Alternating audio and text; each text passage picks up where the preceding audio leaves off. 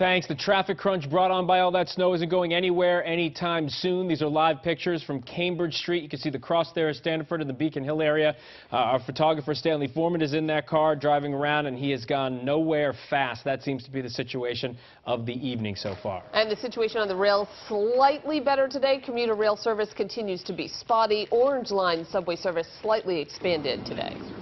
And right now, Governor Charlie Baker is putting pressure on Keolis, the company in charge of commuter rail service. Our Karen Anderson is live in Boston.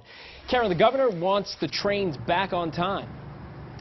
Yes, Phil, and he wants whatever service is promised to be delivered. Governor Baker also got to hear from Keolis about the challenge the company is facing with the commuter rails. Take a look here. We're by North Station. You can see the snow-covered tracks behind me, and then those flames running through gas lines. That's to keep the equipment warm. But the tracks, that's not the worst of the commuter rail's problems.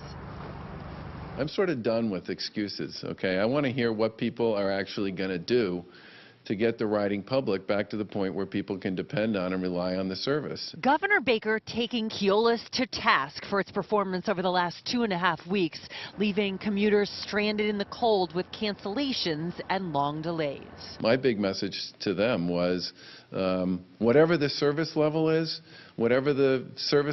at night, it better be that the next morning. And the traveling public needs to be able to stand on a platform and actually know what the story is with respect to the trains. The commuter rail operator flew in executives from Paris and its North American headquarters to meet with the governor and his staff today. We unfortunately have to remind folks that they can still expect delays and cancellations. It's the necessary evil of kind of what we're dealing with weather-wise and system-wise. We are working very, very hard to make that reliability more robust. Keolis says, like the T, even if the tracks were cleared tomorrow, they couldn't run because too many trains have been sidelined. They need 65 locomotives for full service and are down to just 46, the rest in maintenance yards. We need to do a better job of kind of getting that stock up and running. Now, Keolis' new action plan includes bringing in additional workers to help with the manual work on the tracks, like these out here. The governor's office will also be helping with bringing in extra equipment to help with some of the snow removal.